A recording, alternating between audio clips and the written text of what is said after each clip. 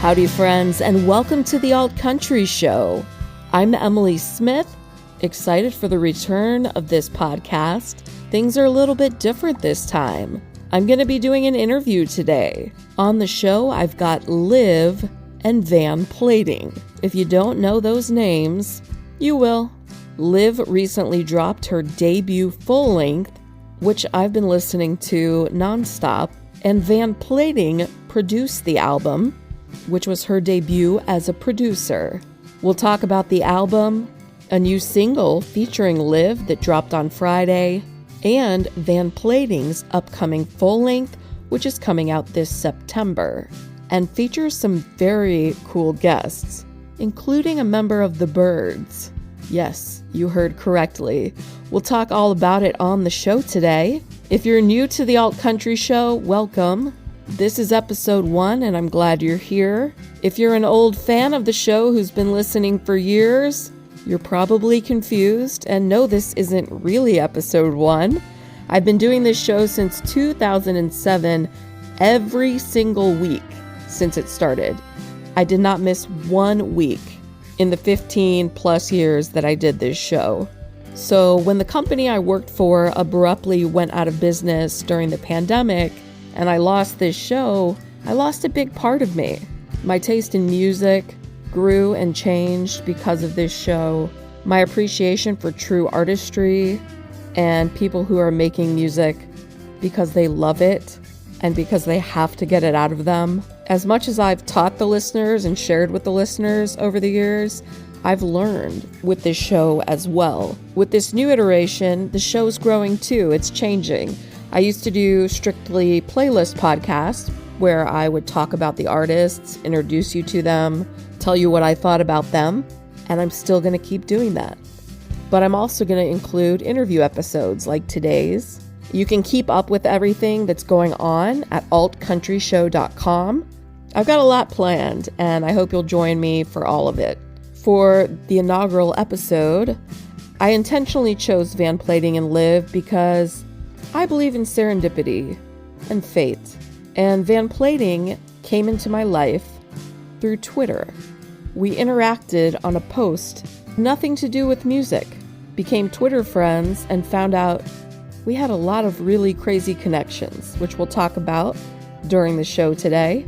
Liv and Van met in a similar way and made this incredible album, Young, Dumb, and in Love, which dropped this past November. It was recorded in my hometown of Lakeland, Florida, at Van's home studio, which I've had the privilege of checking out. It's pretty badass. Her house is so artsy and cool and just so her, and the studio is this gorgeous red room that I know is going to keep producing amazing albums for years to come, including the one she's working on right now called Orange Blossom Child. We'll talk about that. I want the interview episodes of this show to be just friends hanging out, and we're all a part of it. And that means I want to keep this conversation going. I want to keep checking in with Van and Liv and their upcoming projects, and I want to do that with all the artists that I have on the show, so we can all get to know them, and I'll be friends. All right, you guys didn't come to hear me blab on, though I'll blab some more at the end about the Alt Country Show and what we have coming up. Right now, we're going to jump right into this conversation with Liv and Van Plating.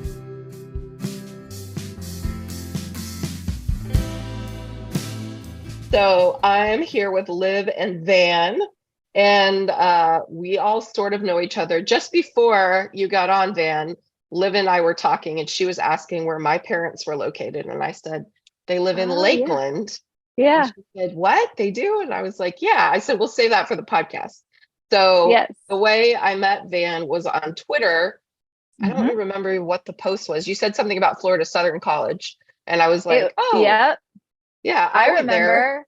Yeah. I remember. It was because I don't remember what the prompt post was that I saw. It was something that I saw Florida Southern. And then I posted that I had a really cool New Testament teacher there that taught feminist hermeneutics. And you commented, you were like, what?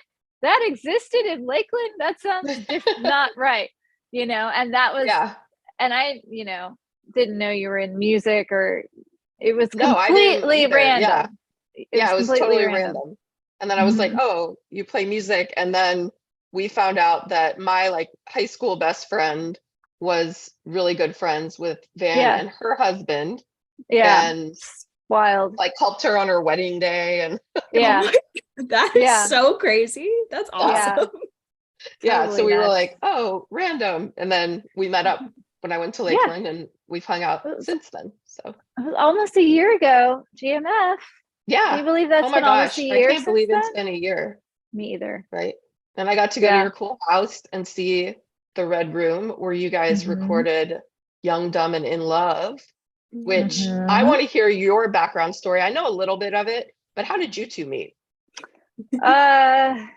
Through a couple of dysfunctional relationships. That's a good way of putting it. We Not holding knew back some anymore. yes, we knew some mutual people. Yeah, we knew some And mutual people. It just kind of like there's a trickle down effect, and Van and I became internet friends Yep. through these mutual people. And then my mom was like, hey, let's have a music festival. And then we were like, let's invite Van because she seems cool. And so like, Because you love all their have a process. farm with like a lot of land, right? yeah, They do. yeah. And like we are connected through, you know, some other, there were other like mutual songwriting friends that kind of everybody was sort of connected, and Liv and her family had connected with a couple of those people, Mhm. and I was connected with those people, and it was all sort of like, and then they invited me to come to the farm, and I'd never met them, but it seemed great. Yeah, and we just hit it So- off instantly. Yeah. Yeah. That's amazing. And then, so your album Young, Dumb, and in Love came out in November. Yeah. And I, have been on a podcast hiatus. I'm finally back, and I was like, this is going to be my first podcast back because I wanted What to an talk to you honor. about. I was just Yeah, about I'm to so say excited. it's I've been huge. saving it. So I'm like, yay, we're back.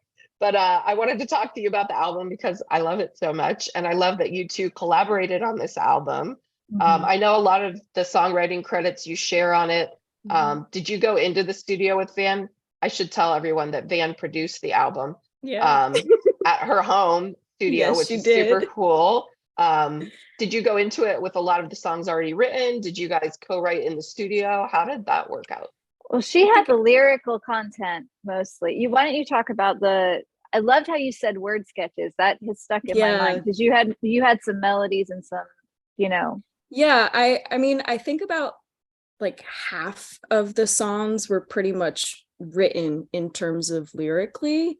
Mhm. And I had some of the melody in my head, and then I brought the word sketches to Van, and she put the body to them, and we like worked together to figure out what would sound cool and what direction we wanted to go in. And then the other half of them were formulated after we knew that we were going to record. Yeah. And it was a very interesting process. Yeah, it was really cool. Something that's amazing about Liv is she's this combination of incredibly talented and a deep thinker, so her wordsmithing is just naturally like, she's not going to bring something to a co-write that's like, everything is just really, really rich with her and her storytelling. And she's got that going. And then she's also really, really open as a collaborator. So like if she, for instance, The Mistake was one, we didn't end up using all the verses for that, not just simply because the way the song felt as a tight unit for what we were doing was like perfect, but it was finding the hook, so she was really open to me saying, like, if she's singing the melody and I hear something, I'm like, hold on, stop. Okay, we're going to speed that up or slow it down. But with The Mistake, we sped it up, and then I started riffing these bar chords because I feel like a badass anytime I play bar chords. And so I started playing these bar chords, and I was like, all right, speed up. Here's your tempo. Cut your hair away and all you hate. And then by the time you get to that, like where the line goes up, then we knew, okay, say I'm crazy. That had to be the hook. I was like, that has to be, and I started yelling like I am now. This is what I'm like when we're writing. I just start like waving my arms up for some reason. I like start waving my arms and I'm yelling, and Olivia's like, what? It's like, no, that's the hook. sing it, right? That's Yeah. what Yeah, in the Sing it! kitchen. Sing it. That's And it's amazing. Yeah. and that's how, so we found the hook and then built the song outward, and the other thing around this that me, and I'm sure we'll get to this more later, but as my first time being the producer without anyone assisting, I really, really wanted to take that opportunity, by the horns, and frame the entire record around her voice, not just her physical voice and her musical voice, but like who she is, and work outward instead of slapping some scratch tracks down and just doing drums, bass, blah, blah, blah, blah, blah. I wanted to work around her because I've never had anyone do that for me. I've never had anyone even know how to do that because that's not really standard procedure, Right. No, you really brought out her. I mean, I've never, we're internet friends as well. And Yeah. Liv and I introduced her. We're like, whoa, it's like, you're real. But Yeah. I've listened to the album quite a few times and I feel like I know you from the album. So it's awkward for me because I'm like, I read your diary and now we're like meeting. But like, it's also like, it's a testament to your production and pulling that out of her, because it's like talking to your friend or like your best friend. Like you get so much out of the lyrics and the way it was displayed. And like on The Mistake, I don't know, the word like skronky keeps coming to mind, or like it's like gritty. It's just such a like dirty, like get down it's song. Raunchy. I love that song. It's raunchy. There you go. Song. It's a raunchy song, and like that's all her. That is her sing right that, there. Oh my so God. cuddly. No, I love singing it. At your age specifically, it would have been hard for me to like lay that all out on the table, and you did, and it was amazing. I got really lucky. I have a really good group of people who are like constantly supporting me, and that a lot of that is because of Van. I was really scared of that song because I wrote it. I didn't know I was going to record it, and then when I found out I was recording with Van, I didn't know her very well. I had met her one time, and I was afraid to drop the F-bomb and all of its connotations. And I sent it to Van, and Van was like, Olivia, if we don't record this, it's doing you it's unjust to you. Like, this is what you're trying to communicate. We have to record it. Right.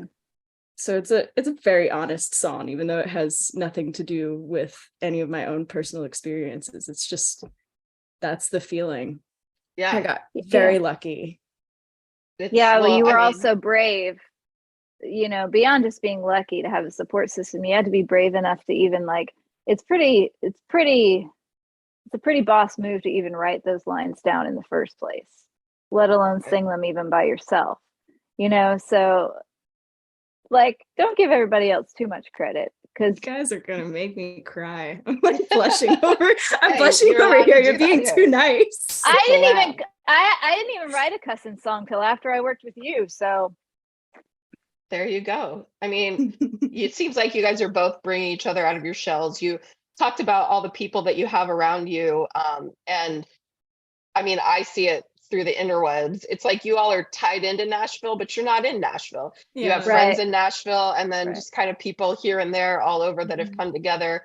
And a lot of them were on this album. You had some big names, Mia Byrne, Adeem the artist, Will Payne Harrison. How did that all come together? And that was all remote. They didn't come in the studio. How did that go? Twitter. It was Twitter. It was, Liv, hold on, I'm thinking, how did that happen? I mean, I know how it happened. I know I asked them to play and they did, but I'm trying to think. It started with Nathan, because we had just finished recording a scratch vocal take for Lemon, and we were listening back to it, and Van mentioned something about how it would sound cool if there was a different tone. And we started thinking about guys that she knew who had kind of unique voices.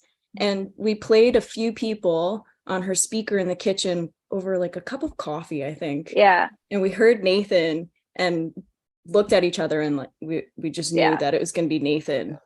And then Van asked him and he said yes. Hey You, which has Will and Mia and Adeem on it.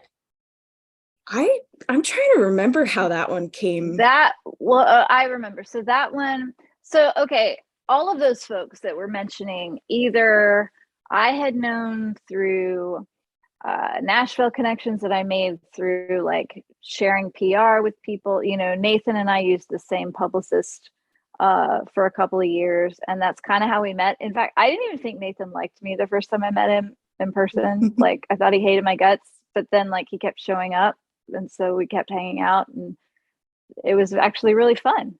I was like, got to the end of Americana Fest week that year, and I was like, oh, we're friends. That's cool. He's great. He's such a great musician. If you've never seen him live, you should totally go see him play. If he's ever out in Tulsa, he needs to get out there. Yeah, everybody's great out there. Come on. Everybody does. Me too. Anyway, so Nathan I met through Sweetheart. Will I met through a festival in Orlando that Mike Dunn. Do you know Mike Dunn from Orlando? So he used to put on this Songwriters Festival, little really nice curated festival at Will's Pub and Little Indies and in the parking lot. And it was called Folk Yeah. And Will played the same year I played, which would have been November of 2019.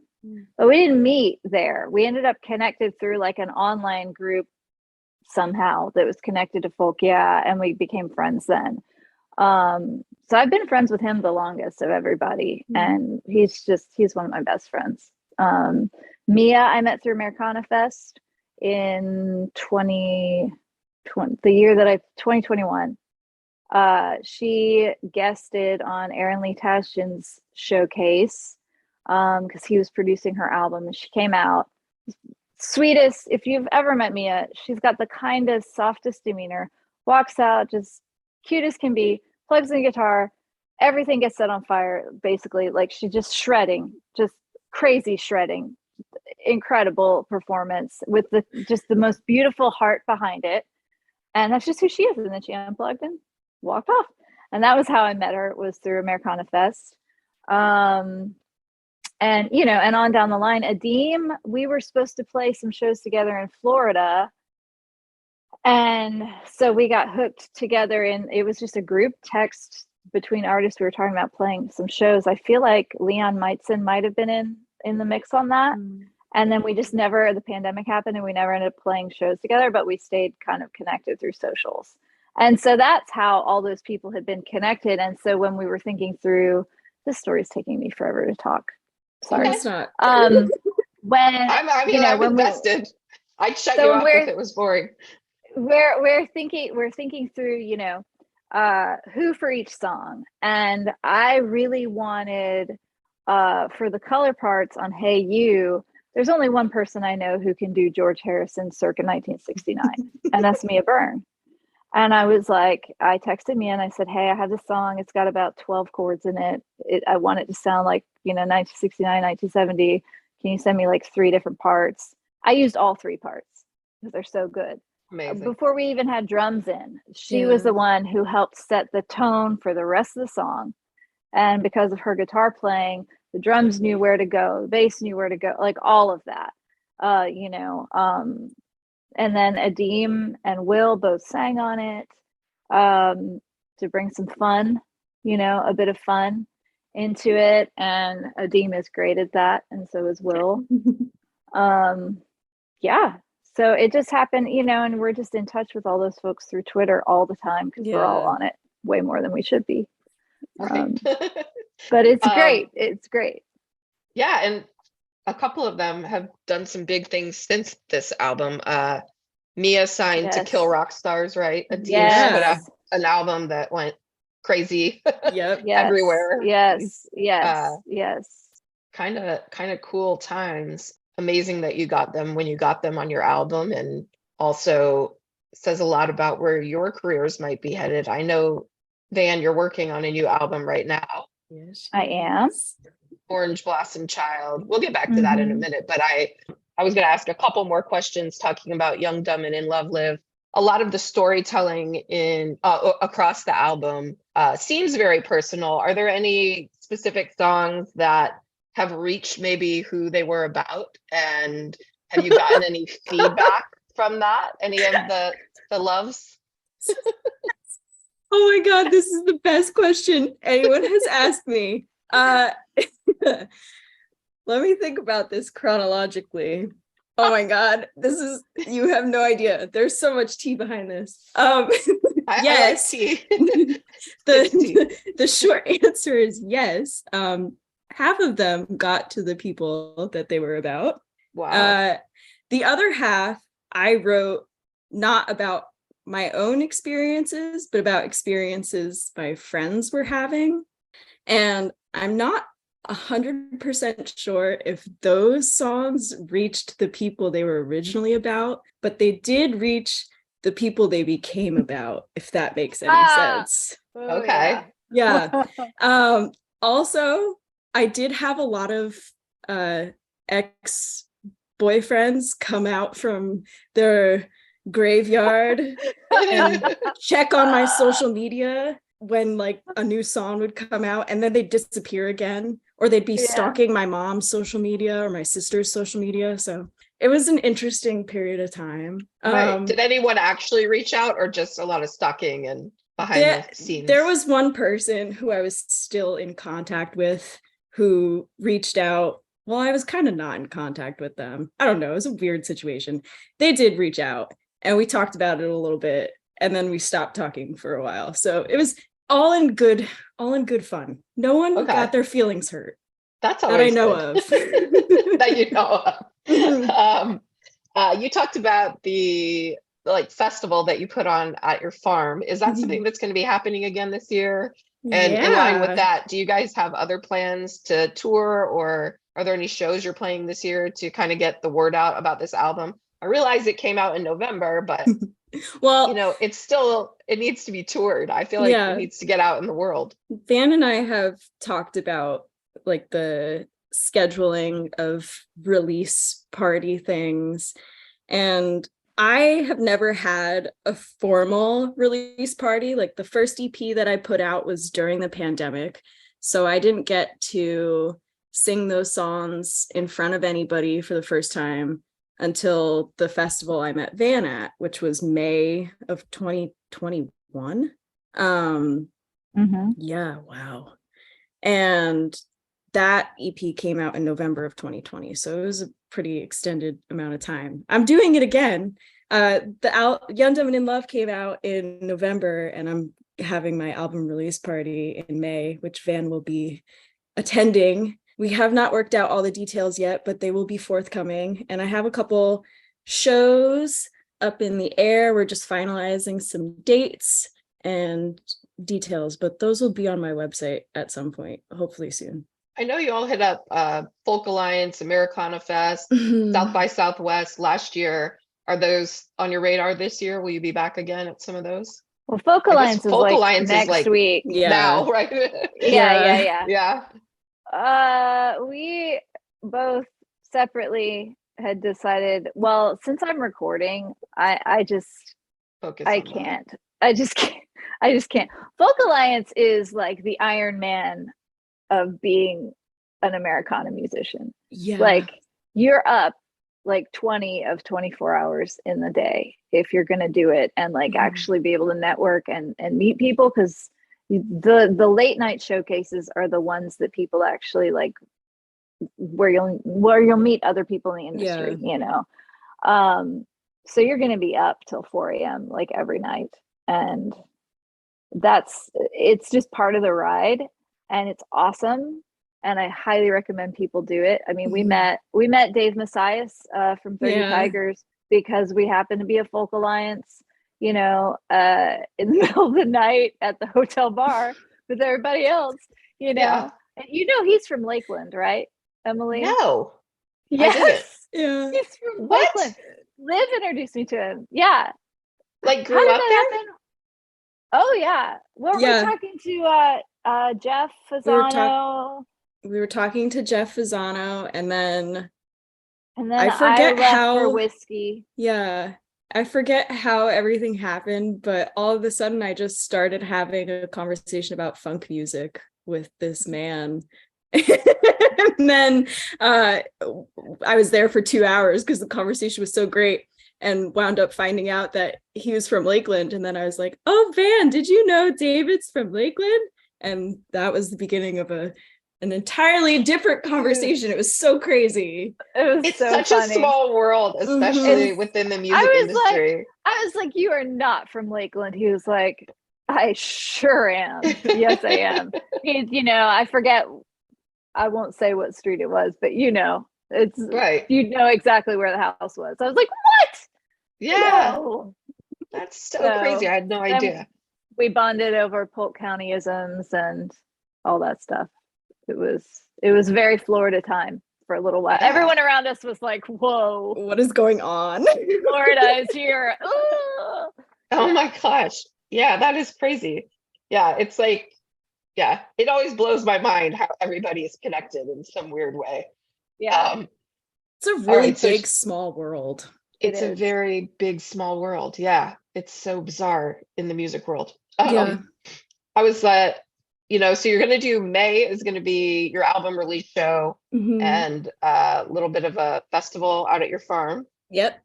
And Muriel will be there. Muriel will be there. She might even sing if we get lucky. Amazing. What is Muriel? She is a Scottish Highland cow. Scottish Highland cow. Yeah. I knew it was a type of cow. I wasn't sure. Just for the listeners to know, you can look up Muriel on TikTok. She's TikTok famous. She is TikTok that's famous. That's so that's on the horizon. And then also very this will probably air on Monday is what I'm thinking. But on this Friday, we're recording this on Wednesday, you have a single coming out with Squeeze Mason. Yeah. And they're from Canada, Montreal. Is that correct? They are from Montreal, Canada. Yes. And the single's called Titan. The single is called How did Titan. You get connected with them? And how did this all come about? That's a fun one too. So I went up to university in Montreal, and while I was I lived in an old nunnery, which was kind of a cool building. Also really weird because we had dead nuns in our basement, which you could walk to from the cafeteria. That's kind of a side note, but on Halloween, they would turn all the lights off and you could take a tour through the graveyard of all the nuns. Nice. Yeah, I was sick. And then people would be really terrifying and hide in elevators and stairwells dressed up as nuns and jump out at you. So it was a good time. But I was up at university. I was in my dorm building, and there were these two guys upstairs. They were twins. So obviously everyone was fascinated by them because they had this long, glorious hair, and they were from the Yukon, and they were twins, and they played instruments. And so I would go up every once in a while and just walk up and down the hall to hear them play. And then one time they actually invited me in. I just sat there watching these two guys in their dorm room playing the drums and the piano, and didn't think anything of it. And then when the pandemic hit, this guy named Dexter started following me on Instagram, and I found out that he was making music with the twins, Gary and Ted. And they asked if I would be interested in recording a song with them because I had just had my EP come out. And I said yes, but we had no idea when it would happen because the pandemic was still pretty crazy and the border was closed. So a year and a half later, I finally got back up to Montreal, and I messaged them thinking there's no way that they saved this song, but they did. And so we got together and we recorded Rochelle, and we worked so well together that we recorded a bunch more, and we'll probably also make more music now. So I'm really excited. This is the fourth one we've recorded, and the third one we'll release. So that's the coolest. So you're a featured artist. Cool. You're not a member of the band officially, but No, I'm not a member of the band officially, but we work together a lot and we have a really good time. And a lot of the stuff that we've done has been co-writes, It's all collaboration. They're just a really good group of people. I'm super happy to get to work with them because they're a lot of fun. That's awesome. And so by the time this airs, that album or that track will be out. So for the listeners, go check out Titan from Squeeze Mason featuring Liv. Yeah. It's a great song. I'm looking forward to the release. Van, I know you're working on a new album. Your previous album, The Way Down, came out November 2021. Yes, so it'll can be you almost believe that? 2 years. Yeah. It doesn't feel that long ago. It doesn't. It really doesn't. Crazy to me. But I feel like everything since the pandemic has been a time warp. So it's like everything's so off for me, but God, that doesn't feel like that long ago. So November 2021, new album is coming out September 2023. You're working on it now. I see all sorts of random instruments popping up on your Twitter. Yes. I saw cowbell. I saw a tiny little tambourine. I've heard about slide guitar, and I see the fiddle is out all the time, which I love. Yes. You're my favorite fiddle player. Can you tell us about thank you. I mean that you're just so phenomenal. Can you tell us about, the album, the concept behind it, Orange Blossom Child, which being from Florida, I feel very connected to the title, and what we have to look forward to in September. I know you're already getting some additional collaborators as well. Will Liv be on the album? Give me the deets. I don't know. Has she figured out how to use the interface yet? I need to play with it. It's in my. I have a feeling that she's supposed to come down for a visit. I have a feeling I'm going to be the one engineering it when she goes down here. But yes, hopefully she's going to sing a little bit on something. Doesn't really matter what. She's great. Slap her on anything. It'll be awesome. I'm so excited. Yay! Okay, so Orange Blossom Child. Well, yes. I mean, it's kind of fun, isn't it? Making art that is what it sounds like it is. It sort of alleviates the abstractions in some ways of talking about what it is about. It is me. I feel like I'm at a place in my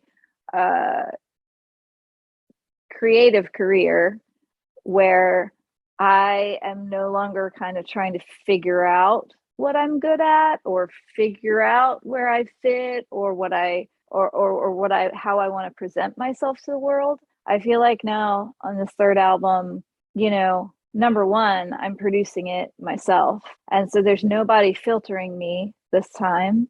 There's nobody, and that's not like, I could never have done it myself before. That's not like a slam at the people I've worked with before. They're awesome. Both producers I've worked with for my own stuff have been amazing in their own ways. Courtney Ballard, I learned so much from. Brian Elijah Smith, we collaborated a lot, and The Way Down is something I'm very proud of. So it's not that. It's just a natural progression of growth where, I've stretched myself, and I've also finally had time to tour on my work and have that interplay of what feels natural to me as a performer for more than just a day or two here and there. Like I've really been able to kind of test things out live in ways that I hadn't been previous to this, because my last record was made during a pandemic, and my record before that was made right before a pandemic. So Orange Blossom Child is very authentic to me, and what I've discovered about myself is that I'm very much a country type of singer. That might not be news to other people, but it took me a while, to uncover that and really embrace it. And I started thinking, well, if this is my voice, wouldn't it be amazing to make an album that really was sort of steeped in Florida, in the nostalgia of it, in the dark parts of it, in the, so it's all about what it was like growing up in the 90s in Florida. And then it goes even farther back than that. There's a song on it about my mother. It's called Joel Called the Ravens. And it's, the guy who's going to play drums on it played drums for Graham Parsons and the Byrds. And his name is John Corneal. And Gilded Palace of Sin came out the year my parents met.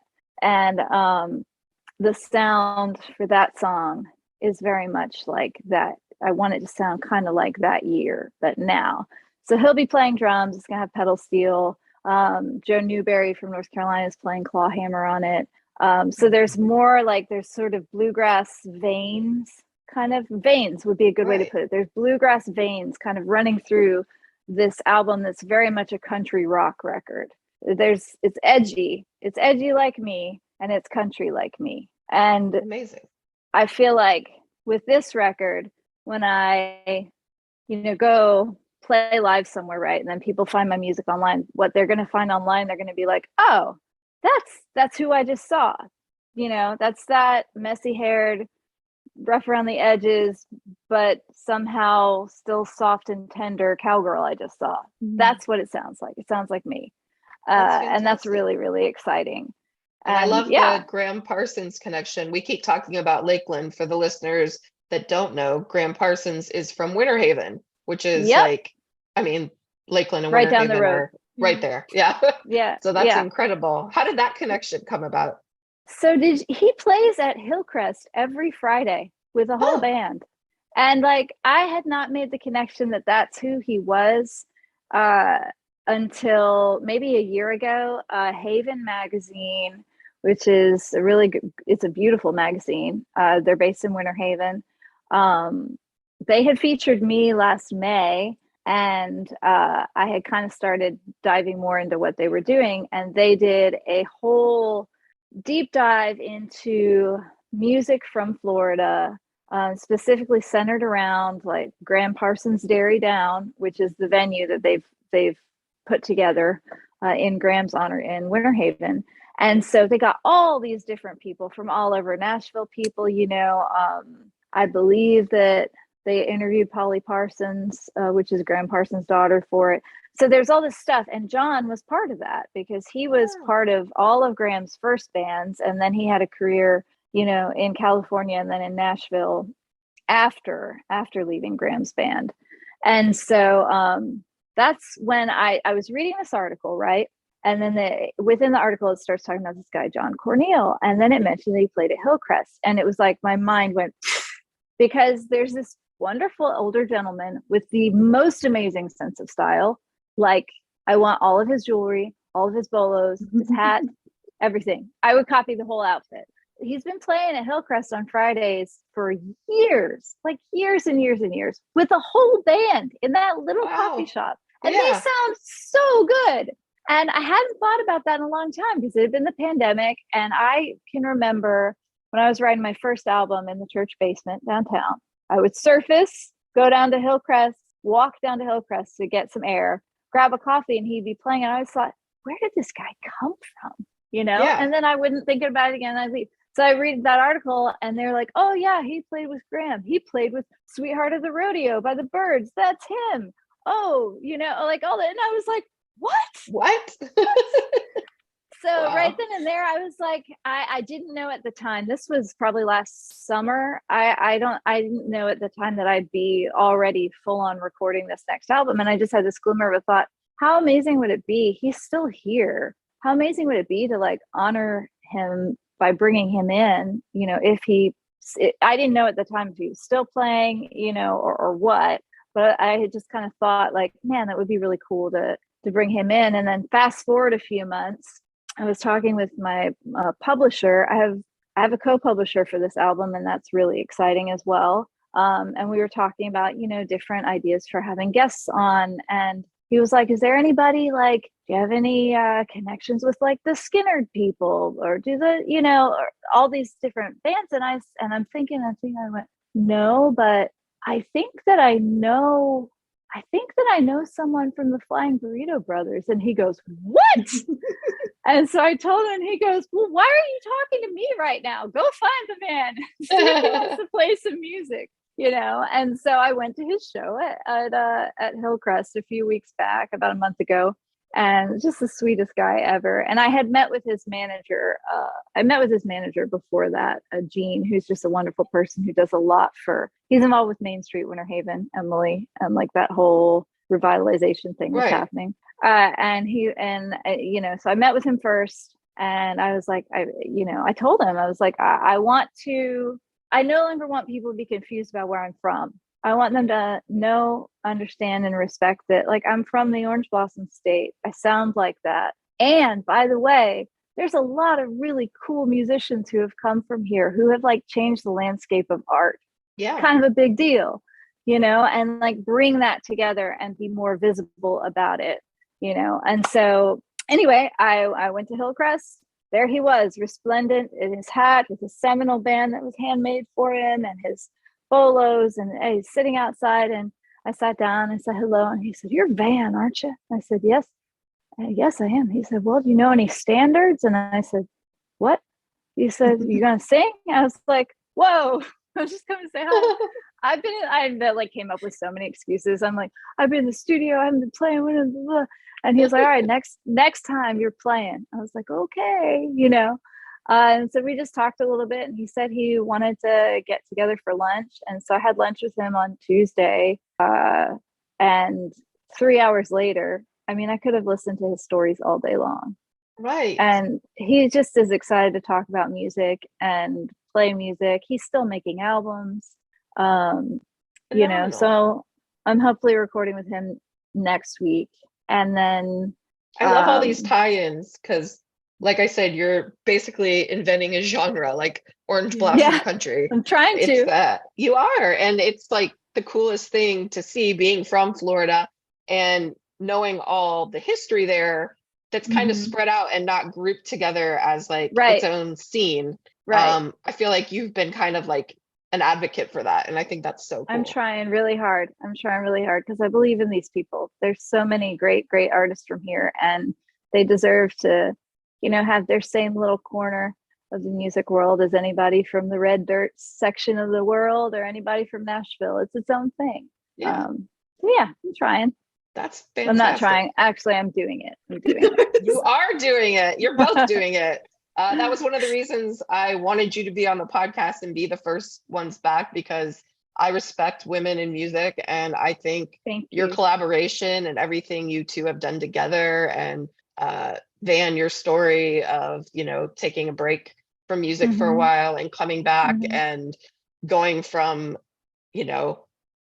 essentially nothing to producing 100% a phenomenal album and like doing it all yourself, like super DIY, but professional, incredible. I mean, it's inspiring. So she it's killed an inspiring story. Yeah. She killed it. She has so much to be proud of. Seriously. Like it is an honor to be her friend, and then an honor to be her experiment. And I'm really looking forward to see what Van does with I know what she's doing because sometimes she sends me sneak peeks, but I'm really excited for her. Sometimes I do that. I love it. And I mean, you just dropped an album, Liv, Young, Dumb, and in Love, in November, but are there more songs you're working on? Is there another one brewing, another album? So it's funny because I got super excited after I finished this album. I was like, okay, I'm ready for the next one.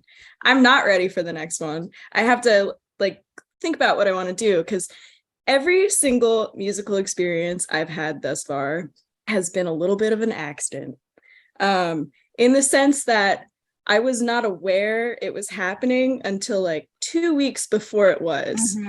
And I can give a backstory to that. Both times I recorded a piece of work, my mother, God bless her, went behind my back and scheduled the recording sessions and like had it planned for months and didn't tell me until the opportune moment, which for Young, Dumb, and in Love was when I came back from school and got dumped like the day I got back. And I was just losing my mind because I thought everything was falling apart. And then my mom was like, we were going to give this to you at Christmas, but we're going to give it to you now because you need something to look forward to. Your mom's the coolest. She's so cool. I love that so much. But so whatever I decide to do next, I would like to do with a little more intention. And so I really want to think about what that looks like and what I want to do. And I have decided to take a little bit of time to figure that out. I do have some side projects going on because I can't relax. So I'm going to the studio in February to record a song or two. And I don't know, it's the beginning of the year. We'll see. I'm very impulsive with this kind of stuff. I might be ready to start recording things. I have no idea. You've got time, Yeah. It's Yeah. not, I hate the music industry or the Spotify side of the music industry where it's like release. Yeah. Because I don't think that that's how art is made. No. Like you said, Right. you want to build something and do it with intention and do it the way you want to do it. So Yeah. that's And I think it'll be a good thing to just like really think about who I want to be, because I feel like Young, Dumb, and in Love was such a great way to introduce people to what I do and how I sound and what I like to write and what kind of, like, that album is who I am. It's a very honest album. There's no hiding it. It is a part of my life that will live in permanence, which is really, really cool. The exciting part is because it's the first, it means there will be more and my life will change. And so I think my musical journey, kind of like what Van was saying, is tied in with growth, which is really exciting. So I don't know where I'm going, but I know it's going to be really cool when I get there. it will be. And, I love that about both of you. You're not pigeonholing yourself to one specific thing, which as a true artist, there's so much to explore. So why do that to yourselves? Right. That's something that was artificially created by the music industry. You don't have to be one thing in this industry. You can be many things and you can explore different parts of yourself. And I think that's something both of you have done beautifully. Life Fest, your EP, is that the correct name? I'm trying to remember. It. That was a while back. Yeah. I felt like that was more of like a grungy rock sound. And then you put out this, Americana country. There were some, alternative indie elements to it as well. But I thought that the sounds were very different. And I think that's cool. I like seeing the growth and I like seeing the changes, and I want to keep watching and see what you guys do. I'm excited. It's a very exciting time to be making music because there are so many cool people who are in it for the right reasons. And like Van has opened an entire world of like honesty and authenticity and support. So it's a good place to be. To wrap things up, I want to ask you guys, where should people go find you on the line? Where's the best place to keep up with everything going on with you guys? Well, Instagram is a thing still. I'm still doing that. I've heard that I'm hilarious on Twitter. People tell me that I am. She is. So I'm trying to, that's kind of like a little bit of pressure now that I know that that's a thing, but I'm trying to just keep using the baby tambourine and, so I'm on Twitter a lot, Instagram. That's about it. I have not TikToked in a long time. And I'm okay with that, but I'm afraid I'm going to be asked to do it again here pretty soon. But I have time to pretend that's not going to happen for a while. No offense. And you both have websites for people to go check out tour dates or websites. Keep up with the updates on your album as that's coming out. Yeah. And if you want to keep up to date on Liv's Love Life, get on Twitter. Yes. Twitter's the hub. Young, Dumb, and in Love, like day to day. Documenting. Documenting it day to day. Cool. Is there anything else you all want to add or talk about before we go? I'll drop Van's website for her. It's www.vanplating.com. I go on it like once a week because I just I need to update it. It's so cute. Mine is livemusicby.com. Yeah. livemusicby.com. And that has links to all of the social media platforms and streaming platforms, and you can find me wherever you want to find me through the website. like the best Yeah, place to go. you know, and if you really want to support us and you think we're super awesome, find us, follow us everywhere you listen to music. Yes. YouTube, Spotify, go buy it on Bandcamp, come to a show, buy some merch. Like that's like what independent artists need, is all of it, not just like one here and there. Like if you're really into somebody and what you hear them doing or what they're about, even, you know, for people watching who've never heard either of our work, if you're at all interested, it helps us a lot if you just take 5 minutes and boom, boom, boom, click follow in all the different places that you spend time on the internet. It helps a lot. Yeah. So, well, it was so nice to get together with you all, and I want to do it again later this year when the new album drops. And maybe I'll come in May too if I can. Yes. Oh my gosh. You should do it. You should do it. Yeah. Yeah. I mean, I would like to see you guys, but I really want to meet Muriel. So she wants to meet you too.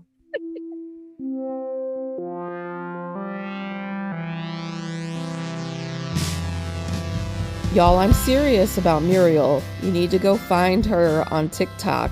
She is the coolest cow. Look for No Bull Farm. No Bull, Bull. You will not be disappointed. Thank you so much for hanging out for the Alt Country Show today. I really enjoyed catching up with Van and meeting Liv face-to-face for the first time. I definitely want to make it out to her album release show in May if I can. As we mentioned at the end, it's so important to support artists everywhere you can. Follow them on social media. Check out their websites. See if they're coming around on tour.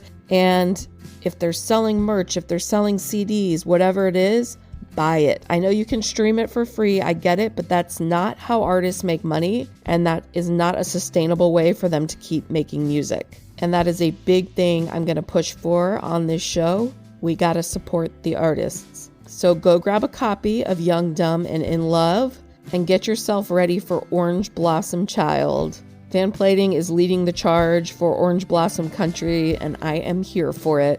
Again, go to altcountryshow.com to keep up with everything we've got going on. There's links to my social media there. We can connect that way. You can email me. I won't always respond immediately, but I will get to you as soon as possible. And yeah, I hope you'll come back next time. This Friday, I'm going to air my first playlist podcast. I mentioned things are going to be a little different now. The interview podcast will go out wherever you find podcasts, and the playlist-based podcasts are going to be strictly on Anchor on Spotify. I know we're not all huge Spotify fans right now. They don't pay artists enough. It's a big corporation. It's not ideal, but they do have the best system for legally playing music on a podcast that is available right now. So that's what I'm going to be using for the playlist mix. Again, all of this can be found on the website altcountryshow.com. I'm Emily Smith. I want to say thanks to The Housing Crisis, who you hear playing in the background at the beginning of the show. And right now, they've got a new album out called